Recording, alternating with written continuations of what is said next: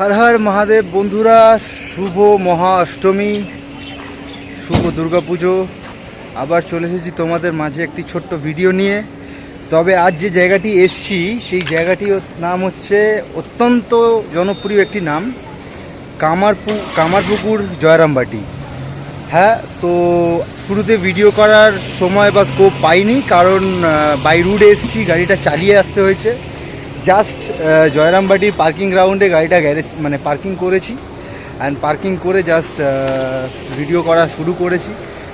সত্যি বলছি, সময় পাইনি, সময় বা স্কোপ কোনোটাই পাইনি ভিডিও করার, কারণ বাই রোড এসছি গাড়িটা ড্রাইভ করে। তো চলো কীরকমভাবে কি যেতে হবে, এখানে কীরকম কি ব্যাপার আছে, যতটা সময় আছে। আসলে এখানে এসছি একটি কাজে, ঘুরতে আসিনি, কোনোটাই প্ল্যান ছিল না। যদি প্ল্যান থাকতো অতি অবশ্য শুরু থেকে ভিডিও করতাম। তো চলো, যতটা সময় আছে ততটা দেখাবো। এখন আছি জয়রামবাটি মা সারদার আশ্রমে। এরপরে যাব হচ্ছে বাবা রামকৃষ্ণ দেবের আশ্রমে। তো চলো আশ্রমটি দেখাই তোমাদের সাথে শেয়ার করি কীরকমভাবে যাবে। পার্কিং গ্রাউন্ড থেকে যেখানে তোমরা গাড়ি রাখবে, বেরিয়ে ডান দিকে হাঁটবে। এই ডান দিকে হচ্ছে আমাদের আশ্রম। আমরা এসছি এই বাঁ দিক দিয়ে। এই সোজা হচ্ছে মা সারদা আশ্রম। তবে এখান থেকে যারা রামকৃষ্ণ মঠে যেতে চাও, তো এখান থেকে টোটো পেয়ে যাবে। দাদা, কত টাকা টোটো ভাড়া রামকৃষ্ণ মঠে? 20 টাকা করে। 20 টাকা করে পার ইচ। এখানে এসে টোটো অ্যাভেলেবেল, এসে টোটো পেয়ে যেতে পারো। তো খুব বেশি না, খুব বেশি ডিস্টেন্সও না, মাত্র 5 কিলোমিটার ডিস্টেন্স। তো চলো মঠে ঢুকি। এরপরে এখান থেকে বেরিয়ে আমরা যাব হচ্ছে রামকৃষ্ণ মঠে।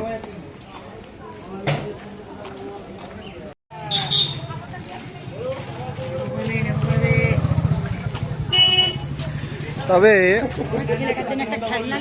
বেশিক্ষণ ডিস্টেন্স না পার্কিং এরিয়া থেকে, বেশিক্ষণ ডিস্টেন্সে না। অ্যাকচুয়ালি এখানে আসার মেন উদ্দেশ্যটা হচ্ছে মায়ের মঠে যে মায়ের পুজোটি হয়, মা সারদার মঠে যে দুর্গাপুজোটি হয়, সেই দুর্গাপুজোটি 101 বছরে পা দিল। তাই জন্যেই বিশেষ কারণে এখানে আসা। আরও তো একটা কাজেই এসেছিলাম, তো এখানে এসছি, মায়ের কাছে আসবো না, এটা তো হয় না। তো আশেপাশে জায়গা খুবই সুন্দর, এখানে এলে মন প্রাণ সবই জুড়িয়ে যাবে। আসতে পারো, জায়গা খুবই ভালো। এখানে আসার বিশেষ কারণ তো বললামই, এখানে যে দুর্গাপ্রতিমীটি পুজো করা হয় সেটি 101 বছরে পা রাখলো।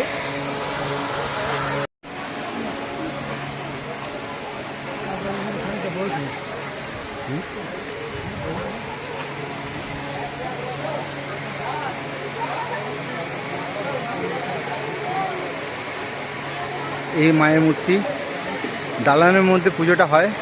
আর দেখতে পাচ্ছ কত দর্শনার্থীরা আছে, কত দর্শনার্থীরা বসে আছে মায়ের পুজো দেখবে বলে, সন্ধ্যা আরতি দেখবে বলে। এইখানটা অফিস রুম।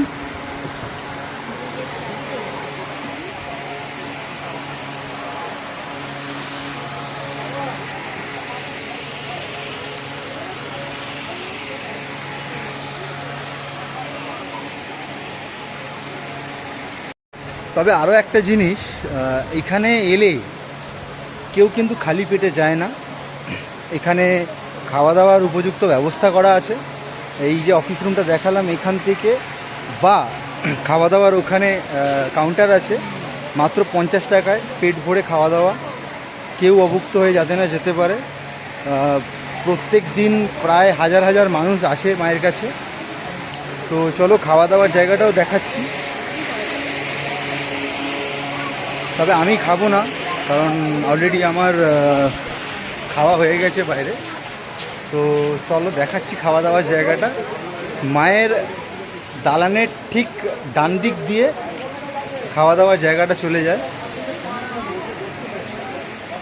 একটি মন্দিরও আছে, শ্রী শ্রী সুন্দরানারায়ণ ধর্ম ঠাকুর এবং শ্রী শ্রী শীতলা মাতার মন্দির।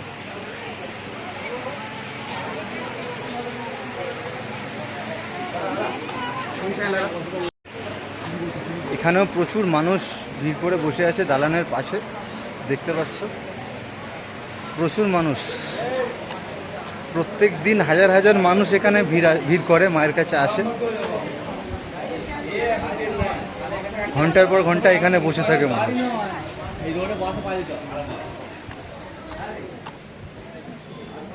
বিশ্বাস করো প্রায় 3.5 ঘন্টার রাস্তা কলকাতা থেকে এখানে, যে মানে টায়ার্ডটা ফিল করছিলাম আর ভিতর থেকে, বিসম্ভব টায়ার্ড লাগছিল, বাট এখানে আসার পরে সেই জিনিসটা আর নেই, কারণ অত্যাধিক শান্তি এখানে পাওয়া যায়। সবাই এসো প্লিজ, যারা যারা এখনও কামারপুকুর বা জয়রামবাটি আসুনি তারা প্লিজ এসো, পরিবেশটা দেখাচ্ছি।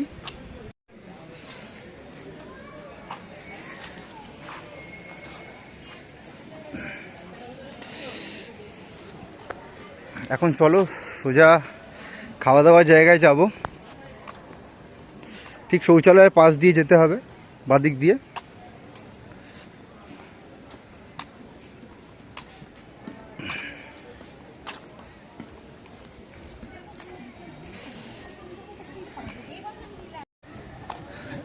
ঠিক সারদা সদাব্রত যে স্থানটি আছে এর এক্সিট পয়েন্টের ঠিক একদম অপোজিটে প্রসাদ দ্বার বলে জায়গা আছে। এই যে প্রসাদ দ্বার দরজা, এখান থেকে প্রবেশ করবে। মনে হয় এখন খাওয়া দাওয়া হচ্ছে না, কারণ অনেক বেলা হয়ে গেছে, প্রায় 2:30 বাজে। তো আমি চেষ্টা করব এখানে কোনো স্বেচ্ছাসেবককে জিজ্ঞাসা করার যে কীরকম কি চলে, কতক্ষণ চলে এই যে জায়গা। প্রত্যেক দিন হাজার হাজার মানুষ এখানে খায়, পেট ভরে খায়। এই সেই জায়গা, প্রত্যেক দিন হাজার হাজার মানুষ পেট ভরে এখানে খায়, কেউ ফিরে যায় না। এখনও খাওয়া চলছে, তবে এখন বসে খাওয়া হচ্ছে না, প্রায় ঘড়ির কাঁটায় 2:30 বাজে। কারণ যারা স্বেচ্ছাসেবক যারা সার্ভ করে তারাও তো মানুষ আমাদের মতো, তো তারাও পেরে ওঠে না।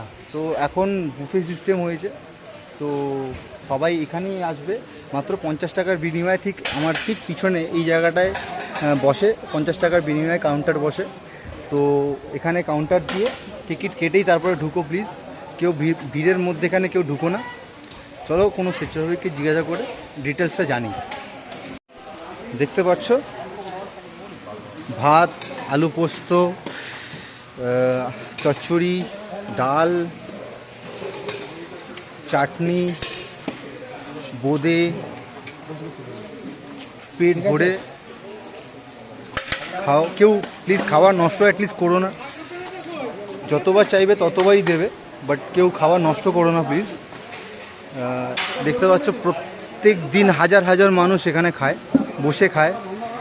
পাখার ব্যবস্থা যথাযথভাবে আছে, জলের ব্যবস্থা করা আছে, এনারা নিজেরাই সার্ভ করে। নমস্কার দাদা, শুভ অষ্টমী। বলছি এখানে খেতে গেলে কি করতে হয়, মানে কিরকম কি ব্যবস্থা আছে?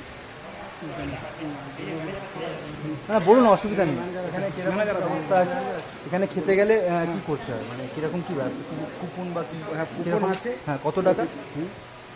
কুপন আমাদের 60-70 টাকা অ্যারেঞ্জ করতে লাগে। পেট ভরে খাওয়া দাওয়া? হ্যাঁ পেট ভরে খাওয়া দাওয়া। শুনতেই পাচ্ছেন, পেট ভরে খাওয়া দাওয়া। কিন্তু এর ফাঁকে কিন্তু কেউ খাবার নষ্ট করবেন না, যতবার খুশি চাইলেই দেবে। হ্যাঁ, যতবার খুশি চাইলেই দেবে, কিন্তু প্লিজ কেউ খাবার নষ্ট করবেন না, ঠিক আছে? যতটা দরকার ততটাই খাওয়ার চেষ্টা করবেন। এখন আমাদেরকে বসিয়ে খাওয়ানো হচ্ছে সবারই জন্য। এখন যারা ভক্তরা যারা কুপন পাননি তাদেরকে আমাদের বসে খাওয়ানো হচ্ছে। বুঝতেই পারছেন, যারা কুপন পায়ও না তাদেরও ব্যবস্থা করা হয়, বাট চেষ্টা করবেন। খুবই ধন্যবাদ দাদা, খুবই একদম কিঞ্চিত একটা বেশি টাকাও না, মাত্র 50 থেকে 60 টাকা কুপন কাটাই যায়। হাজার হাজার মানুষ এখানে আসে খেতে, মায়ের কাছে কেউ অভুক্ত হয়ে ফিরে যায় না। তো লাস্টবার দেখাচ্ছি।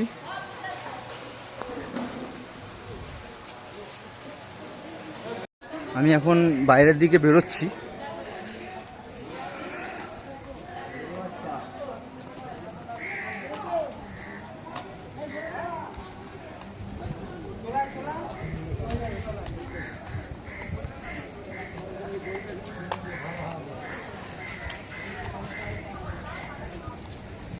এই যে শারদাব্রত যে গেটটি দেখিয়েছিলাম, এটাও একটি প্রসাদ গ্রহণ করার একটা স্থান। এখানেও বসে খাওয়া দাওয়া হয়, এখন 2:30 বেজে গেছে, প্রায় 2:30 ওপারই হয়ে গেছে, তাই খাওয়া দাওয়া মোটামুটি কমপ্লিট। এখন স্বেচ্ছাসেবকরাই শুধু খাচ্ছে। এখানে খুব সুন্দর একটি পুকুরও আছে, পুকুর পাড়ে বসে আছে কিছুজন মানুষ।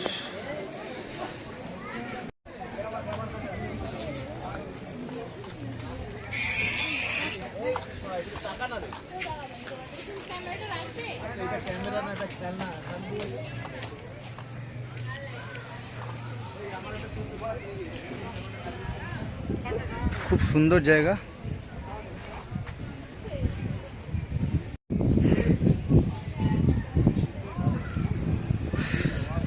এখানে বসে যা শান্তি, আমার মনে হয় না আমি এর আগে কোথাও পেয়েছি। এই যে ঘামছি, বা এই যে এতটা গাড়ি চালিয়ে আসার পরে যে কষ্টটা হয়েছিল আমার,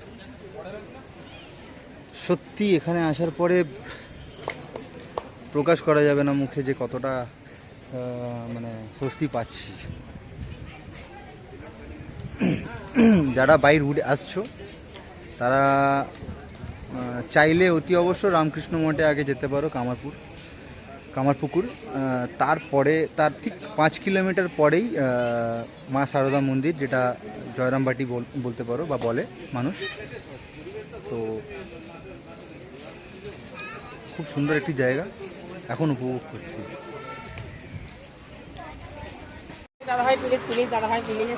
চলো এখান থেকে এবারে বেরোনোর পালা। তবে আজকে আমি পুরো ডিটেলটা দিতে পারলাম না বা বলতে পারলাম না, তবে কথা দিচ্ছি এরপরে আমি খুব তাড়াতাড়ি আসার চেষ্টা করব। জয়রামপুর বাড়িতে আমি খুব তাড়াতাড়ি আসার চেষ্টা করব।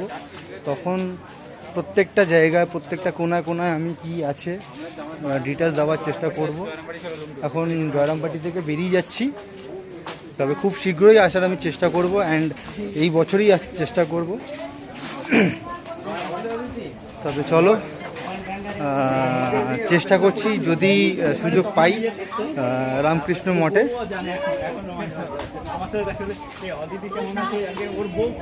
ভিডিও করার চেষ্টা করব। চলো দেখা হচ্ছে আবার।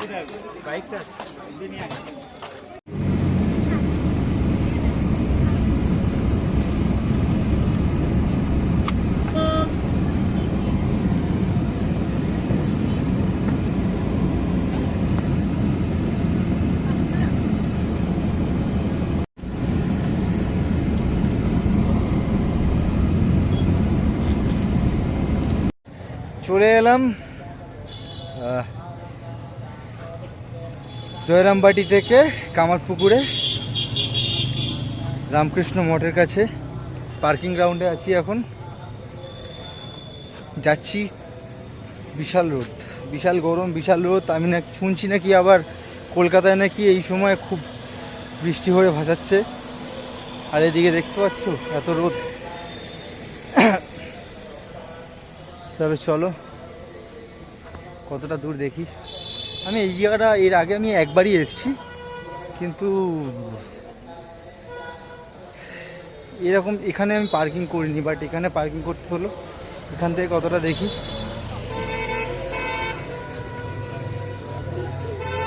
এখানে একটা পুজো হচ্ছে, দেখেছো মাঠে। তবে বিশ্বাস করো, আমার না খুব গায়ে লাগে, খুব খারাপও লাগে। আসলে আমি তো খুব ফুটবল প্রেমী মানুষ, একসময় খেলতামও, ফুটবল খেলতামও। বাট মানে ফুটবল মাঠে বা যে কোনো মাঠে কোনো রকম পুজো বা কোনো কিছু হলে না আমার খুব খারাপ লাগে। মানে এতে কী বলতো, মাঠটা না খারাপ হয়ে যায় আর কিছু। চলো যেতে যেতে কথা হচ্ছে। তবে এখানে আমার একটা মাইক খুব দরকার ছিল, বুঝতে পারছি। আমার ভয়েস আসবে কিনা জানি না।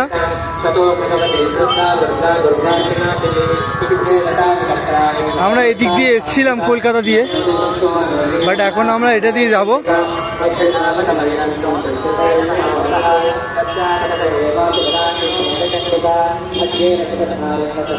কিন্তু আমাদের কালীঘাট দক্ষিণেশ্বরের মতো প্রচুর দোকান আছে, নানান রকমের জিনিস বা আসবাবপত্র পাওয়া যায়, ব্যাগ থেকে শুরু করে অনেক কিছুই আছে, অনেক দোকান আছে। তবে আমি বলবো এখান থেকে কিছু নিও না, কারণ অত্যাধিক লেভেলের দাম এরা চার্জ করে। আমাদের কলকাতা থেকে অনেক দাম বেশি এখানে।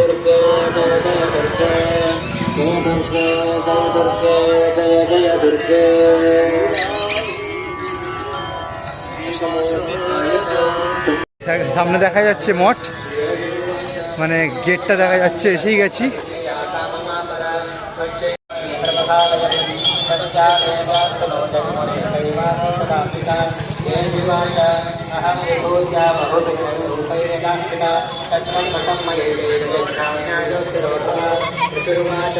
এটা এন্ট্রি, এটা এন্ট্রেন্স, আগে আগে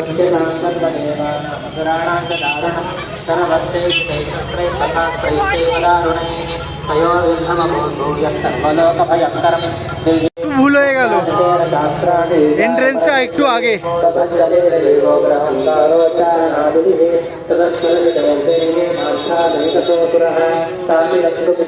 এখনো কিন্তু প্রচুর মানুষ আছে।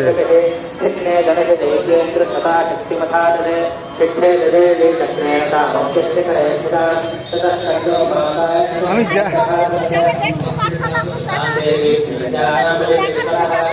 না পরে এখন সময় নেই মাসি, পরে নিশ্চয়ই আসবো। এখানে কি কি আছে তাও?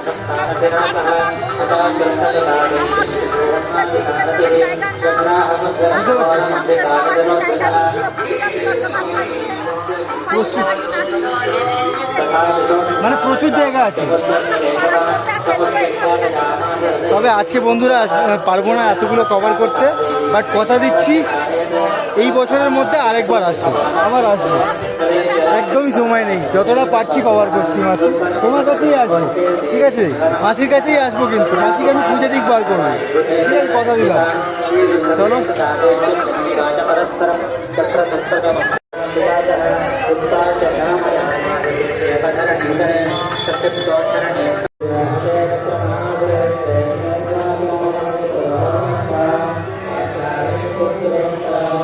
অনেক বড় জায়গা,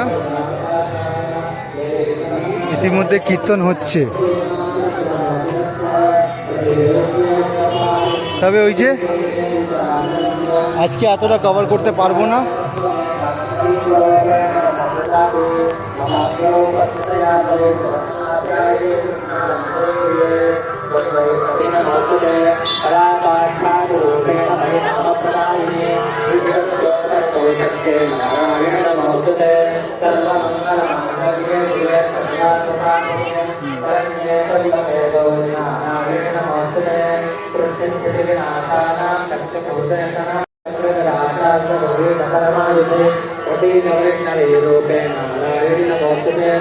ভিতরে একটা ছোট্ট পুকুর মতো আছে, প্রবেশ নিষেধ এই জায়গাটা।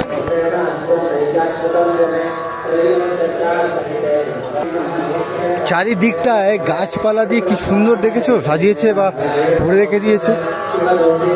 আমি ভাবছি ভোরবেলা যদি এখানে কেউ আসে কতটা ফ্রেশ অক্সিজেন পাওয়া যায়। সত্যি এখন আমাদের গাছের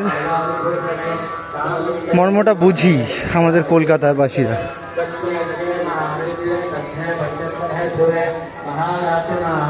কেটো না, কেটো না, গাছ কেটো না প্লিজ, পারলে আরও লাগাও। প্রত্যেকজন মানুষ গাছ লাগাও আরও।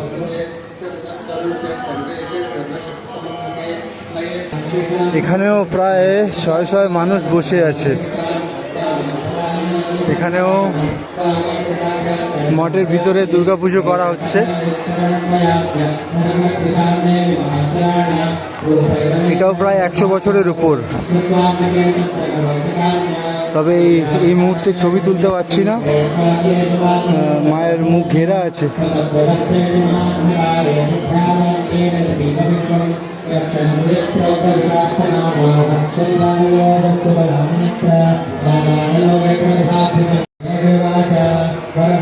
মানুষ দেখতে পাচ্ছ,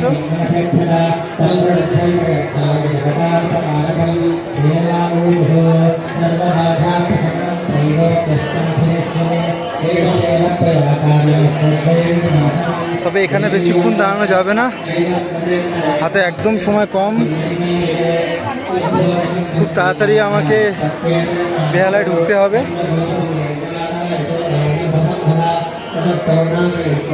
যতটা পারবো দেখানোর চেষ্টা করব, বাট এর আগেও কথা দিয়েছি এই বছরের মধ্যেও আবার আসার চেষ্টা করবো। এই বছরের মধ্যেই আসার চেষ্টা করবো আমি খুব শীঘ্রই। দেখতে পাচ্ছ চারিদিকটা কি সুন্দর গাছ দিয়ে ভর্তি।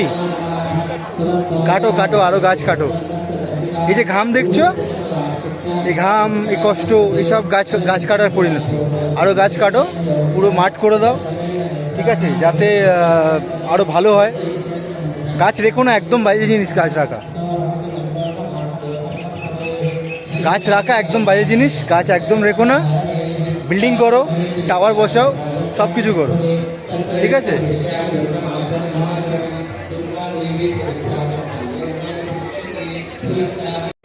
এই পুজোটাও প্রায় 100 বছরের উপরে।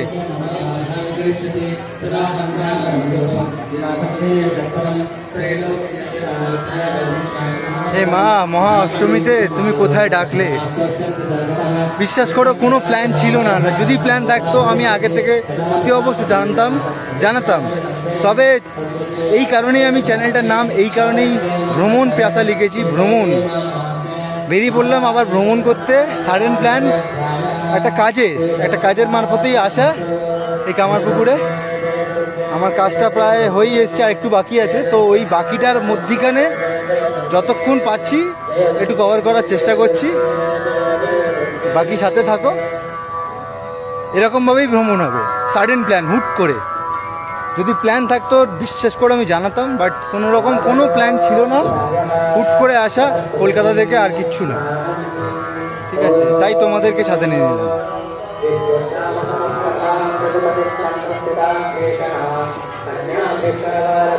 একটি গাছ দেখতে পেয়েছি, লেখা আছে শ্রী শ্রী ঠাকুরের স্বস্তে রোপিত ব্রহ্মস্থল। আচ্ছা, এই গাছটি স্বয়ং রামকৃষ্ণদেব বসিয়েছিলেন, নিজ হাতে বসিয়েছিলেন এই গাছটি।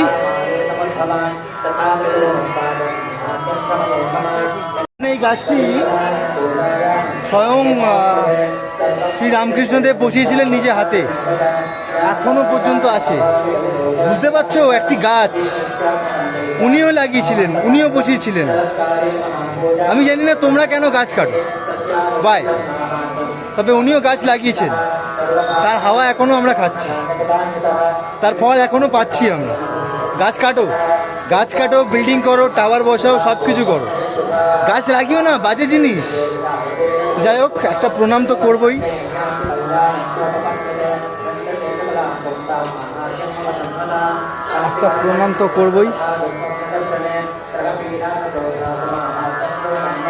তো ফাইনালি দর্শন হলো। তোমরা গাছ কাটো, টাওয়ার লাগাও, বিল্ডিং করো, বাট গাছ লাগিও না প্লিজ। গাছ লাগাও। এই যে গাছ কাটার ফল না, এই সারা ভারতবর্ষ বুঝতে পারছে এখন। যেরকম উত্তরাখণ্ড বলো, হিমাচল প্রদেশ বলো, আমাদের পশ্চিমবঙ্গে বলো, আরও নানান জেলা রাজ্যে আছে আমাদের এই গাছ কাটার ফল। এগুলো সব দিক দিয়ে না গাছ বাঁচায়, অনেক দিক দিয়ে, সেটা তোমরা বুঝতে পারো না। আমাদের পার্শ্ববর্তী এলাকা সুন্দরবন, এই সুন্দরবন না থাকলে গোটা কলকাতা শহর ভেসে যাবে। যাই হোক, ওইসব কথা আমি বলবো না, এটা টপিকই না। তো এখন আমি বেরিয়ে যাচ্ছি এখান থেকে, তবে সময় নেই। সময় থাকলে আমি পুরোটা কভার করতাম, বাট কথা দিয়েছি যখন কথা রাখবই। খুব তাড়াতাড়ি আমি আবার আসার চেষ্টা করব, এই বছরের মধ্যেই আসার চেষ্টা করব। তো মন্দিরের গেটের ঠিক অপোজিটেই একটা পুকুর আছে, চলো এই পুকুরটা দেখি।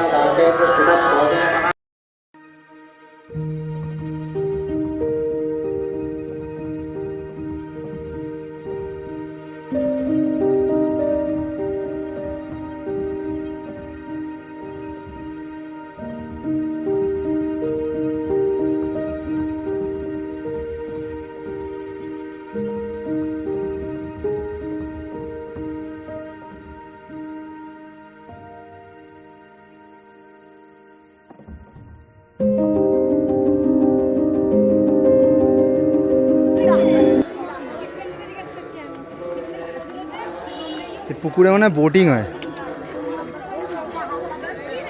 ওই পারে আর এই পারে এদিকে দুটো করে বোট লাগানো।